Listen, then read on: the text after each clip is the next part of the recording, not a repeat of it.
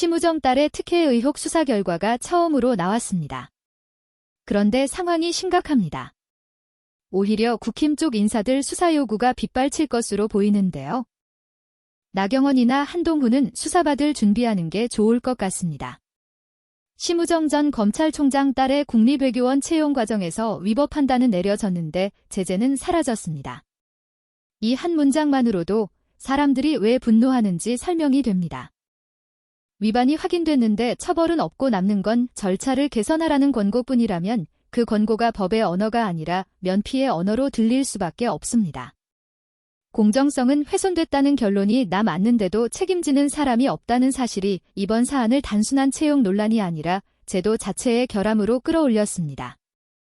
고용노동부가 법제처에 질의했고 법제처가 불가라는 회신을 보냈습니다. 국가기관이 다른 국가기관의 채용 절차법에 따른 과태료를 부과할 수 없다는 취지였습니다. 논리는 기술적으로는 단순합니다. 과태료는 질서위반행위규제법상 자연인이나 법인에게 부과하는데 국립외교원은 독자적 법인격이 없는 국가기관이라 과태료 부과 대상이 될 수 없다는 겁니다. 한마디로 국가가 국가에게 과태료를 매길 수는 없다는 해석입니다. 문제는 이 해석이 현실에서 어떤 결과를 낳느냐입니다. 위반은 인정되는데 처벌은 개념상 불가능하다는 결론이 나오면 제도는 오히려 위반을 장려하는 형태로 굳어집니다. 걸려도 처벌이 없다는 선례가 남기 때문입니다. 그 위반의 내용도 분명히 적시되어 있습니다. 응시 자격이 석사학위 소지자였는데 A씨는 석사학위 예정자 신분이었습니다. 노동당국은 이 부분을 채용절차법 제4조 제2항 채용공고 내용을 구직자에게 불리하게 변경해서는 안 된다는 규정 위반으로 봤고 그 조항은 과태료 대상입니다. 여기까지는 법이 정상적으로 작동하는 듯 했습니다. 그러나 다음 단계에서 법은 멈췄습니다. 제재가 막히니 결국 남는 건 권고뿐이고 권고에는 강제력이 없어서 이행 여부를 점검하겠다는 말만 남습니다.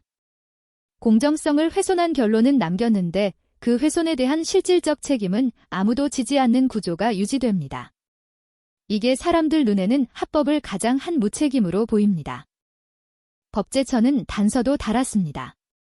채용절차법에 국가기관에도 과태료를 부과할 수 있다는 명시 규정이 있다면 예외적으로 가능하다는 취지였습니다. 그런데 현행 조문에는 그런 취지가 없다고 봤습니다. 결국 법이 비어있어서 못한다는 말이 됩니다. 이 지점이 특히 잔인합니다. 법이 비어있으면 당연히 고쳐야 합니다. 그런데 그 공백의 비용을 누가 치르느냐를 보면 어떤 공백은 유독 특정 집단에게만 유리하게 작동하는 것처럼 보입니다. 그때 사람들은 법을 신뢰하지 않습니다. 법이 공정하지 않아서가 아니라 법이 공정하게 작동하지 않는 방식으로 설계되고 운영된다는 느낌을 받기 때문입니다. 이 사안을 볼 때 빠지지 않는 비교 기준이 있습니다. 조국 일가입니다. 사람들은 자녀 관련 의혹을 수사하려면 조국 일가만큼 하라고 말합니다. 과장처럼 들리지만 그 말의 핵심은 강도 자체가 아니라 기준의 일관성입니다. 어떤 사건은 집요하게 파고들고 어떤 사건은 제도 해석을 방패 삼아 끝내버리는 모습을 반복해서 봤기 때문에 비교가 프레임이 아니라 기억이 되어버린 겁니다. 실제로 조국 일가의 경우는 표창장 의혹 하나로 시작해 일가 전체가 끝까지 수사 대상이 되었고 압수수색도 광범위하게 이어졌으며 법적 결과는 가족 전체에 치명적으로 번졌다는 인식이 사회에 강하게 남아 있습니다. 그 과정에서 부모가 실형을 살았고 당사자인 딸은 입학이 취소됐다는 점이 상징으로 굳어졌습니다. 사람들은 바로 그 상징을 떠올리며 묻습니다. 그러면 심우정, 나경원, 한동훈은 왜 같은 기준으로 취급되지 않았느냐고 말입니다. 이번 국립외교원과는 특히 더 자극적입니다. 위법 판단이 공식적으로 남았고 응시 자격 논점도 비교적 단순합니다. 그런데 처벌이 불가능하다는 결론이 나오자 많은 이들이 이렇게 받아들입니다. 법을 지키는 사람이 손해보고 법을 어긴 사람은 제도 공백 속으로 빠져나갔다고 말입니다. 더구나 외교부 본부 차원의 위법은 없었다는 조사 결과가 덧붙으면서 책임이 조직의 위로도 아래로도 내려가지 않는 모양새가 됐습니다. 개인도 아니고 법인도 아니고 국가기관이라는 이유로 과태료가 무산되는 순간 이 사건은 누가 잘못했는지 보다 시스템이 누구를 보호하는지의 문제로 바뀝니다. 이 흐름은 다른 자녀 특혜 의혹들에서 더 크게 증폭됩니다. 최근 국회 교육위원회 국정감사전으로 유승민 딸 유담의 인천대학교 전임교원 임용특혜 의혹이 제기됐고 결국 경찰 수사 단계로 넘어갔다는 보도까지 나왔습니다. 진선미 민주당 의원이 지적한 핵심은 단순한 감정이 아니라 평가의 구조였습니다. 논문 질적 심사에서 하위권 점수를 받았는데도 학력 경력 논문 양적 평가에서 만점을 받아 1차 심사를 전체 2위로 통과했다는 주장, 그 평가가 과연 공정했는지에 대한 문제 제기, 그리고 이전 채용 관련 자료가 소실됐다는 인천대 설명이 겹치면서 공공기록물 관리 문제로까지 번졌다는 내용입니다.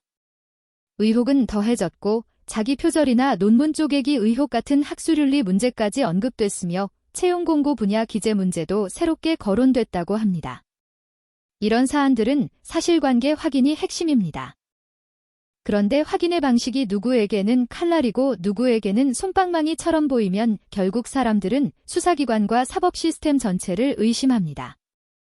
여기에 조국 혁신당 비상대책위원장이 던진 메시지가 사회적 파장을 키웁니다. 조국 혁신당 비상대책위원장은 유단 문제뿐 아니라 한동훈 딸 나경원 아들 의혹까지 묻고 자신에게 적용됐던 기준을 동일하게 적용하자고 주장해왔습니다. 이 말이 먹히는 이유는 단순합니다. 공정이라는 단어를 정치가 아니라 생존의 문제로 체감하는 사람들이 많기 때문입니다. 대학 입시든 채용이든 대부분의 평범한 가정은 한 번의 기회에 인생이 걸려 있습니다. 그래서 기준의 불평등은 곧 삶의 불평등으로 직결됩니다. 사실 사람들은 수사의 결론이 무조건 처벌해야 한다고 요구하는 게 아닙니다. 무혐의가 나와도 납득할 만한 절차와 설명이 있으면 받아들입니다. 문제는 위법이다. 그런데 처벌은 불가능하다처럼 결론 자체가 구조적으로 허무해지는 순간입니다. 이건 무혐의와 다릅니다. 무혐의는 증거로 입증이 안 됐다는 결론이고 이번 건은 위반을 인정하면서도 제재만 막혀버린 겁니다. 그러니 사람들 입장에서는 법이 사실 판단에는 도달했는데 책임의 문턱에서 갑자기 문을 닫아버린 것처럼 보입니다. 이 장면이 반복되면 법이 정의를 실현하는 장치가 아니라 이해관계를 조정하는 기술로 인식됩니다. 검찰 신뢰가 바닥으로 떨어졌다는 말도 그래서 나옵니다. 특히 조국 일가 수사가 상징처럼 남아있는 상황에서 비슷한 의혹들에 대한 대응이 달라 보이면 사람들은 그 차이를 실력의 차이로 이해하지 않습니다. 의지의 차이, 정치적 선택의 차이로 이해합니다. 그리고 그 인식이 굳어지는 순간 검찰개혁 논의는 정치 구호가 아니라 제도 생존의 요구가 됩니다. 검찰이 중립을 지키라는 말이 아니라 검찰이 중립을 지킬 수 있는 구조를 만들자는 쪽으로 사회가 이동합니다. 사람들은 누군가의 선의를 기대하지 않습니다. 선의가 필요 없는 제도를 요구합니다. 이 상황에서 한동훈이라는 이름이 반복해서 등장하는 이유도 분명합니다. 정치 수사가 한창이던 시기에 법무부 장관이 한동훈이었다는 기억이 사회에 남아있기 때문입니다. 수사의 방향이 어디로 향했는지, 어떤 사건은 끝까지 파고들었고 어떤 사건은 왜 그렇게까지 파고들지 않았는지 그 시기를 관통하는 상징으로 한동훈이 소환됩니다. 게다가 한동훈이 비밀번호를 풀지 않았다는 논란 계엄 이후 한덕수와 공동정보를 운영하려 했다는 의혹 제기 같은 것들이 겹치면 사람들은 더 강하게 요구합니다. 공정과 법치를 말하려면 먼저 본인의 의혹과 논란에 대해 정면으로 답하라고 말입니다. 정치인의 언어는 결국 책임으로 증명되어야 한다는 기준이 적용됩니다. 나경원과 관련한 사안도 같은 궤도에서 읽힙니다. 나경원 아들 김현조 관련 의혹이 제기됐지만 증거 불충분으로 일부는 무혐의, 일부는 기소중지 처분이 내려졌다는 설명이 있었습니다. 한동훈 딸 한유진 관련 의혹 수사도 불송치로 종결됐고 재수사 여부도 최종적으로 재수사를 하지 않기로 결정됐다는 내용이 이어졌습니다. 조국 일가를 기준으로 삼으라는 말은 조국을 위해서가 아니라 앞으로 누구의 자녀가 어떤 의혹에 휩싸이더라도 같은 절차, 같은 강도, 같은 기준으로 검증하라는 요구입니다. 그 요구가 지켜지지 않으면 검찰개혁은 멈추지 않을 겁니다. 사람들은 이미 경험했습니다. 권력기관이 스스로 절제하지 않으면 결국 제도는 외부에서 강제로 재설계된다는 걸 말입니다. 그리고 그 재설계의 출발점은 언제나 동일합니다. 위반은 인정됐는데 처벌은 그 문장을 다시는 반복하지 않게 만들자는 사회적 합의입니다. 영상 마치겠습니다. 여러분의 구독과 좋아요는 영상 제작에 큰 힘이 됩니다. 정치 박사가 여러분과 끝까지 함께 하겠습니다. 감사합니다.